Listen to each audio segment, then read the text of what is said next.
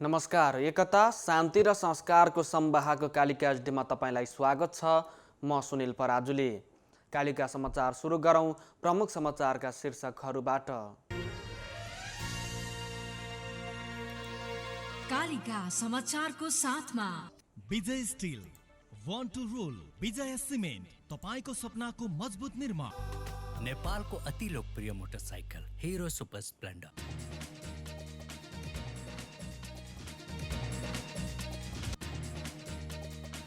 तोकिएकै समयमा प्रतिनिधि सभाको निर्वाचन हुने प्रधानमन्त्री ओलीको भनाई। विघटित संसद पुनर्स्थापना गर्न नमिल्ने तर्क।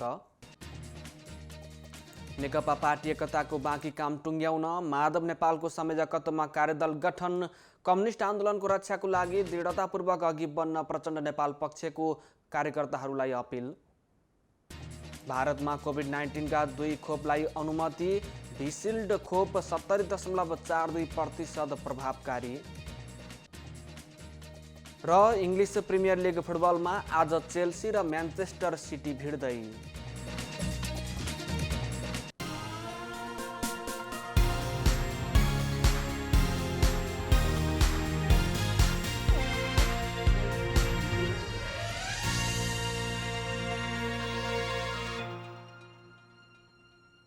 कालिका समाचार सुरु गरौं राष्ट्रिय समाचारबाट। प्रधानमन्त्री केपी शर्मा ओलीले तोकिएकै समयमा प्रतिनिधि सभाको निर्वाचन हुने बताउनु भएको छ। आइतबार नेपाल कम्युनिस्ट पार्टी नेकपाको आफू पक्षको अखिल नेपाल राष्ट्रिय स्वतन्त्र विद्यार्थी युनियन अनेरा सेवी केन्द्रीय कमिटीद्वारा आयोजित उपत्यका स्तरीय कार्यकर्ता भेलालाई सम्बोधन गर्दै प्रधानमन्त्री ओलीले सरकारले तोकेकै मिति वैशाख 17 र 27 गते प्रतिनिधि सभाको निर्वाचन हुने बताउनु भएको हो। कतिपय शक्तिहरूले चुनाव हुँदैन भन्ने भ्रम सिर्जना गर्न खोजेको भन्दै प्रधानमन्त्री ओलीले चुनावलाई कसैले पनि पर सार्न नसक्ने दाबी गर्नुभएको छ। प्रतिनिधि सभाको चुनाव नेपाली जनता र देशको आवश्यकता भएकोले चुनाव तोकिएकै समयमा हुने उहाँको भनाइ छ। प्रधानमन्त्री ओलीले संविधान र कानुनले विघटित संसद पुनर्स्थापना गर्न नमिल्ने भन्दै विघटित संसद नबौरिने बताउनु भएको छ। देशलाई अलमलमा बस्न नदिन निर्वाचन आवश्यक रहेको उहाँको भनाइ छ। पार्टीभित्र सरकारलाई काम गर्न नदिने, बदनाम गराउने, आन्दोलन ध्वस्त पार्न, राष्ट्रियता कमजोर पार्न नक्सा छापेकोमा तथा संविधान संशोधन भएकोमा बहानामा गुटबन्दी गरेकोले संगठन गतिशील नभएको उहाँको भनाइ छ। पार्टीभित्रै बसेर आन्दोलनको बदनाम गरेको र सरकारको कामको बदनाम गराउन मात्रै समय बर्बाद गरेकोले संसद भङ्ग गर्नु परेको उहाँले बताउनु भएको छ। प्रधानमन्त्री ओलीले आजै सर्वोच्च अदालतमा संसद विघटन गर्नु परेको कारणको जवाफ पठाएको समेत बताउनु भएको छ। प्रधानमन्त्री ओलीले पार्टीको चुनाव चिन्ह सूर्य आफूहरूले नै पाउने बताउनु भएको छ। उहाँले नेपालको विदेश नीति सन्तुलित हुने र भौगोलिक अखण्डताको रक्षा गर्दै राष्ट्रिय हितलाई सुरक्षित गर्न अघि बढ्ने पनि बताउनु भएको छ। नेपाल कम्युनिस्ट पार्टी नेकपा प्रचण्ड माधव समूहको स्थायी कमिटी बैठकले पार्टीभित्रको साङ्गठनिक कार्य विभाजन गर्न कार्यदल गठन गरेको छ। आइतबार पार्टी कार्यालय पेरिस डाँडामा बसेको बैठकले पार्टी अध्यक्ष माधव कुमार नेपालको संयोजकत्वमा कार्यदल बनाएको हो। कार्यदलले प्रदेशका कमिटीका पदाधिकारी, जिल्ला कमिटीका पदाधिकारीहरू, केन्द्रीय सङ्गठनहरू, मोर्चा सङ्गठनका पदाधिकारीहरू र साङ्गठनिक एकीकरणका बाँकी कामहरू सम्पन्न गर्ने अधिकार पाएको छ। पत्रकारहरूलाई बैठकका निर्णय सुनाउँदै प्रवक्ता नारायण काजी श्रेष्ठले साङ्गठनिक काम गर्न अध्यक्ष नेपालको संयोजकत्वमा कार्यदल बनेको र भोलि बस्ने बैठकले कार्यदललाई अन्तिम रूप दिने बताउनुभयो। बैठकमा अध्यक्ष द्वय पुष्पकमल दाहाल प्रचण्ड र माधव कुमार नेपालले नेपाली कम्युनिस्ट आन्दोलनको रक्षाको लागि दृढतापूर्वक अघि बढ्न सबै नेता कार्यकर्ताहरूलाई अपिल गर्नुभएको पनि प्रवक्ता श्रेष्ठले बताउनु भएको छ। बैठकमा सरकारले प्रतिनिधि सभाको विघटन गरी चालेको असंवैधानिक कदमलाई असफल पार्ने विषयमा छलफल भएको पनि प्रवक्ता श्रेष्ठले बताउनु भएको छ। बैठकले प्रतिनिधि सभा विघटनको असंवैधानिक र अलोकतान्त्रिक कदमको विरुद्धमा भएका सबै पार्टीहरूसँग संयुक्त कार्यक्रम गर्न समन्वय गर्ने निर्णय समेत गरेको छ। स्थायी कमिटीको अर्को बैठक सोमबार दिउँसो 12 बजे बस्ने तय भएको छ। गृहमन्त्री रामबहादुर थापाले राष्ट्रपतिको चरित्र हत्या हुने गरी अमर्यादित अभिव्यक्ति दिनेमाथि कारबाही गरिने जानकारी दिनुभएको छ। अखिल नेपाल महिला सङ्घ बुझाएको ज्ञापन पत्र बुझ्दै उहाँले अमर्यादित अभिव्यक्ति दिनेमाथि मन्त्रालयले छानबिन सुरु गरिसकेको बताउनुभयो।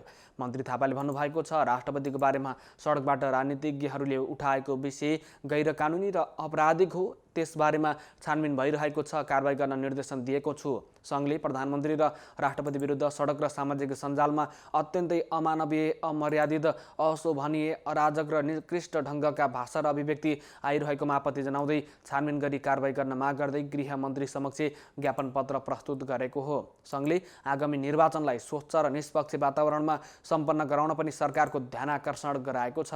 टोलीले आजै महिला बालबालिका तथा ज्येष्ठ नागरिक मन्त्री जुली कुमारी महतोलाई पनि भेटेर ज्ञापन पत्र बुझाएको छ।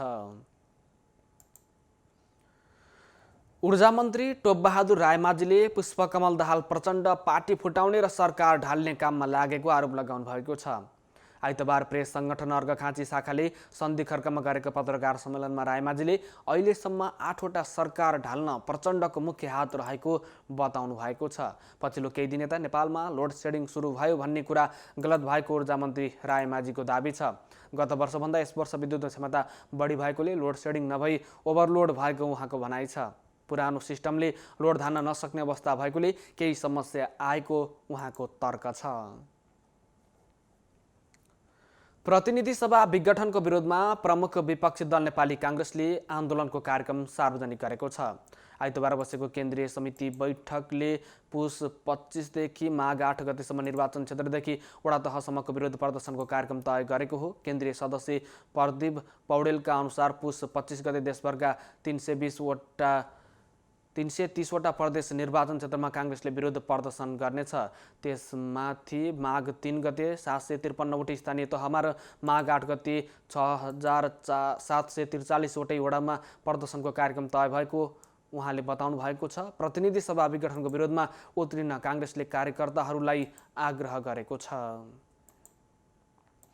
कोभिडका कारण बन्द भएका विद्यालयहरू खुल्ने भएका छन्। आज बसेको कोभिड रोकथाम सम्बन्धी बनेको उच्चस्तरीय निर्देशक समिति CCMC को निर्देशक समितिको बैठकले आवश्यक परेमा विद्यालय, चलचित्र घर, जिमखाना लगायतलाई बन्द गर्न सक्ने अधिकार जिल्ला कोभिड सङ्कट व्यवस्थापन केन्द्रलाई दिएर हाललाई खुल्ला गर्ने निर्णय गरेको हो। बैठकका निर्णयहरू सुनाउँदै प्रधानमन्त्री तथा मन्त्री परिषदको कार्यालयका सचिव महेन्द्र प्रसाद गुरागाईले नेपाल सरकारको पूर्व निर्णय अनुसार रोक लगाइएको सबै क्षेत्रहरूमा वर्तमान स्थितिको विश्लेषण गरी रोक लगाउन सक्ने गरी अधिकार जिल्ला कोभिड सङ्कट व्यवस्थापन केन्द्रलाई दिएर हाललाई खुल्ला गर्न मन्त्री परिषदमा प्रस्ताव पठाउने निर्णय भएको बताउनु भएको छ।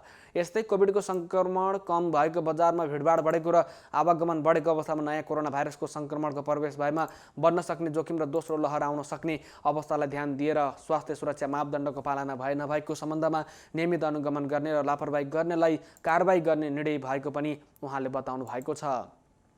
नयाँ प्रकारको कोरोना भाइरस देखिएका संयुक्त अधिराज्य बेलायत लगायतका विभिन्न 20-22वटा देशबाट आउने यात्रुलाई 10 दिनसम्म क्वारेन्टिनमा बस्ने व्यवस्था मिलाउने निर्णय गर्न मन्त्री परिषदमा प्रस्ताव लैजाने निर्णय पनि CCMC निर्देशक समितिले गरेको छ। यस्तै तेस्रो मुलुकबाट आउने व्यक्तिहरूलाई अनलाइन फारम भर्ने व्यवस्था मिलाएकोमा त्यसलाई नयाँ भाइरसको कारणले अझ प्रभावकारी रूपमा भराउने सम्बन्धमा संस्कृति, पर्यटन तथा नागरिक उड्डयन मन्त्रालयले एयरलाइन्सहरूलाई निर्देशन दिने सम्बन्धी निर्णय भएको पनि सचिव गुरागाईले बताउनु भएको छ। पछिल्लो 24 घण्टामा थप 421 जनामा कोरोना भाइरस कोभिड-19 को सङ्क्रमण पुष्टि भएको छ। देशभरका प्रयोगशालामा 5800 नमुना परीक्षण गर्दा 175 महिला र 246 पुरुषमा सङ्क्रमण पुष्टि भएको हो। यससँगै कुल सङ्क्रमितको सङ्ख्या 2,61,859 पुगेको छ। उनीहरूमध्ये 2,54,494 सङ्क्रमण मुक्त भएका छन् भने 1,878 जनाको मृत्यु भएको छ। हाल 5,487 सक्रिय सङ्क्रमित छन्। उनीहरूमध्ये 1,966 जना होम आइसोलेसनमा छन् भने 179 जनाको आइसियु र 35 जनाको भेन्टिलेटरमा उपचार भइरहेको छ। ग्रान्डी अन्तर्राष्ट्रिय अस्पतालले कोभिड-19बाट सङ्क्रमित बिरामीको उपचारलाई निरन्तरता दिने भएको छ। अस्पतालले नेपाल सरकारको निर्देशन अनुसार 18 शैय्याको सघन उपचार कक्षसहित 54 शैय्या छुट्याएर कोभिड उपचार गरिरहेको र आगामी दिनमा पनि यसलाई निरन्तरता दिने बताएको छ। अस्पतालको 8औं वार्षिक उत्सवको अवसरमा आइतबार आयोजित कार्यक्रममा बोल्दै अस्पतालका अध्यक्ष दीपक कुमारले कोभिड-19 सङ्क्रमित बिरामीको उपचारलाई थप प्रभावकारी रूपमा सञ्चालन गर्ने बताउनु भएको छ। उहाँले अहिलेसम्म 428 कोभिड बिरामीको सफल उपचार सम्पन्न भएको र आगामी दिनमा पनि अत्यावश्यक स्वास्थ्य सामग्रीसहित उपचार सेवालाई निरन्तरता दिने बताउनु भएको छ। समुदायमा अन्तर्राष्ट्रिय गुणस्तरको स्वास्थ्य उपचार सेवा सर्वसुलभ रूपमा प्रदान गर्ने उद्देश्यसहित आगामी दिनमा अझ प्रभावकारी काम गर्ने प्रतिबद्धताका साथ काम गरिरहेको पनि अध्यक्ष कुमारले बताउनु भएको छ। ग्रान्डी अस्पतालले 26 विभिन्न स्वास्थ्य सम्बन्धी विधाहरूमा 121 पूर्णकालीन विशेषज्ञ चिकित्सकहरूद्वारा सेवा उपलब्ध गराइरहेको छ।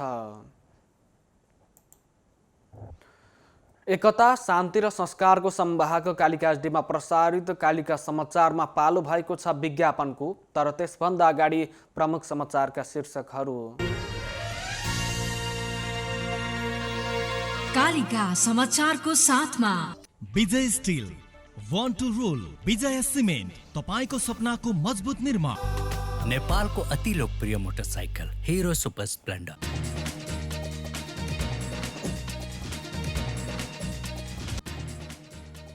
तोकिएकै समयमा प्रतिनिधि सभाको निर्वाचन हुने प्रधानमन्त्री ओलीको भनाई। विघटित संसद पुनर्स्थापना गर्न नमिल्ने तर्क।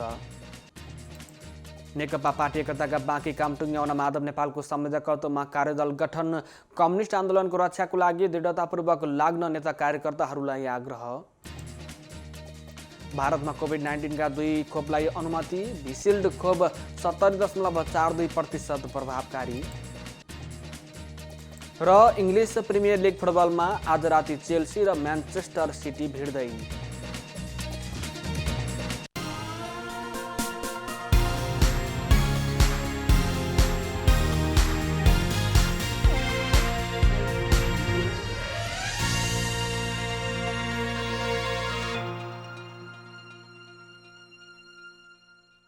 पूर्ण स्वचालित मसिनमा उच्च स्तरीय ब्लेड प्रयोग गरी उत्पादन भएको नेपालको पहिलो टेगुम जर्मनी प्रविधिद्वारा उत्पादित विजय स्टिल सम्पूर्ण रूपमा ल्याब परीक्षणपछि उत्पादन हुने अत्यधिक भूकम्प प्रतिरोधक, वर्षौंसम्म टिक्ने, खिया प्रतिरोधक, उच्च शक्ति, उत्कृष्ट बचत अनि उच्च लचकता, अग्नि प्रतिरोधक, रिब्समा अतिरिक्त मोटाई, उच्च वेल्डिङ क्षमता अनि उच्च इलोङ्गेसन, एक नासको तौल, लम्बाई अनुपात। अब आफ्नो निर्माणलाई दिनुहोस् विजय स्टिलको शक्ति।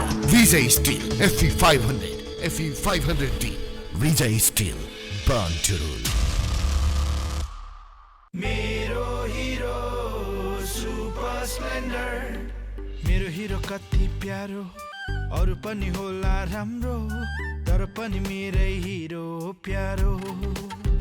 पहाडेर ओहो तर कति सुन्दर हाम्रो, बाधा भने कति हो, त्यसैले हिरो सुपर स्प्लेन्डर नै प्यारो। घाम लागे हुन्छ धुलो, पानी परे हिलो मैलो, त्यसैले त हिरो सुपर स्प्लेन्डर नै प्यारो। सबैलाई सुहाउँदो सुपर स्प्लेन्डर नै प्यारो। नेपालको अति लोकप्रिय मोटरसाइकल हिरो सुपर स्प्लेन्डर।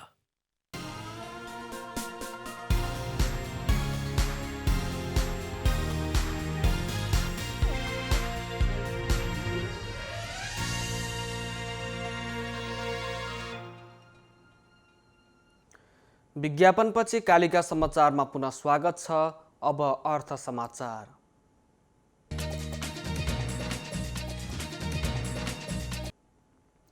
आइतबार शेयर बजारमा परिसूचक नेप्सेले नयाँ रेकर्ड कायम गरेको छ।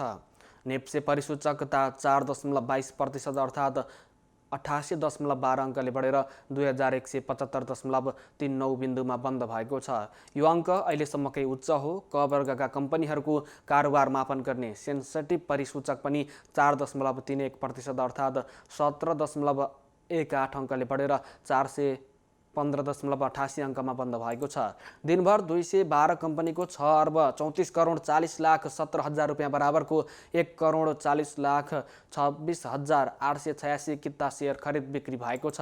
सूचीकृत कम्पनीहरूबाट सर्वसाधारणमा जारी भएका सेयरहरूको मात्रै कारोबार मापन गर्ने परिसूचक फ्लोट परिसूचक पनि 4.1% अर्थात् 5.82 अङ्कले बढेर 147.74 अङ्कमा बन्द भएको छ।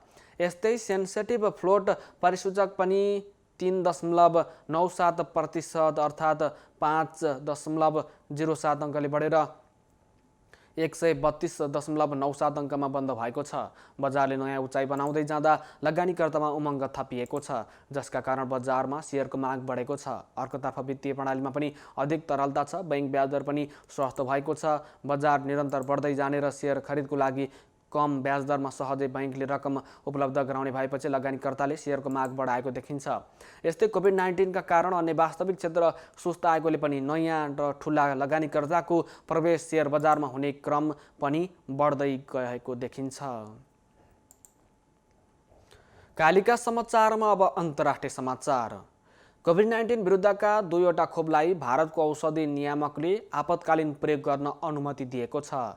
अक्सफोर्ड विश्वविद्यालयले एस्ट्राजेनेका कम्पनीसँग मिलेर विकास गरेको कोभिसिल्ड र भारतमै विकसित कोभ्याक्सिनलाई भारतले आपतकालीन प्रयोगको अनुमति दिएको हो। भिसिल्ड खोप 70.42% प्रभावकारी रहेको drugs controller general of India DCGI ले जनाएको छ। भारतले यो वर्ष 30 करोड मानिसहरूलाई खोप दिने योजना बनाएको छ। कोभ्याक्सिन भने भारत बायोटेकले इन्डियन काउन्सिल अफ मेडिकल रिसर्चसँग मिलेर तयार पारेको खोप हो। DCGI का निर्देशक डाक्टर BG सोमानीले कोभ्याक्सिन सुरक्षित रहेको र त्यो प्रतिरक्षा क्षमता बलियो बनाउन सक्षम रहेको बताउनु भएको छ। विज्ञ समूहले खोपको सुरक्षा र प्रतिरक्षाको तथ्याङ्क मूल्याङ्कन गरेर सार्वजनिक हितको लागि आपतकालीन स्थितिमा प्रतिबन्ध उपयोगको लागि अनुमति दिन सिफारिस गरेको थियो। कोभिसिल्ड र कोभ्याक्सिन दुवै खोपहरू 2 खेपमा दिइनेछ, जसलाई 2 देखि 8 डिग्री सेल्सियस तापक्रममा राख्नुपर्ने बताइएको छ। कालिका समाचारमा अब खेल समाचार।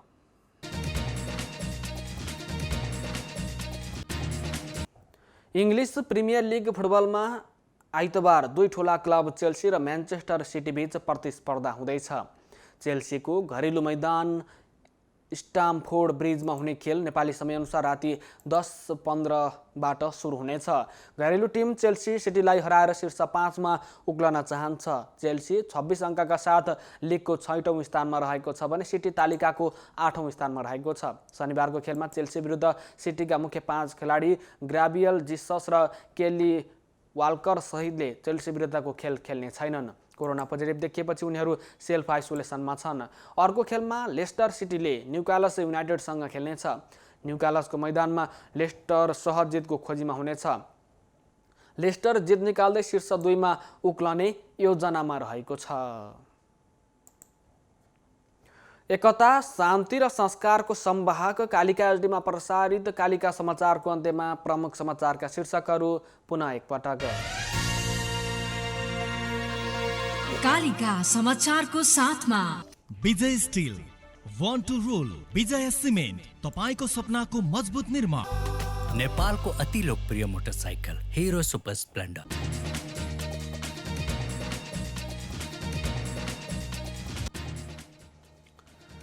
तोकिएकै समयमा प्रतिनिधि सभाको निर्वाचन हुने प्रधानमन्त्री ओलीको भनाई। विघटित संसद पुनर्स्थापना गर्न नमिल्ने तर्क। नेकपा पार्टी एकताका बाँकी काम टुङ्ग्याउन माधव नेपालको संयोजकत्वमा कार्यदल गठन। कम्युनिस्ट आन्दोलनको रक्षाको लागि दृढतापूर्वक अघि बढ्न नेता कार्यकर्ताहरूलाई अपिल। भारतमा कोभिड-19 का 2 खोपलाई अनुमति। भिसिल्ड खोप 70.42% प्रभावकारी। र इङ्ग्लिस प्रिमियर लिग फुटबलमा आज चेल्सी र म्यान्चेस्टर सिटी भिड्दै।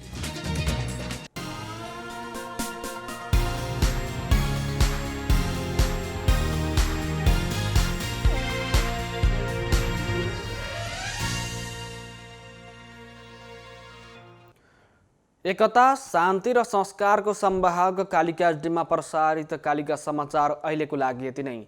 हेर्दै गर्नुहोला कालिका एचडी। म सुनिल पराजुली बिदा हुन्छु। नमस्कार।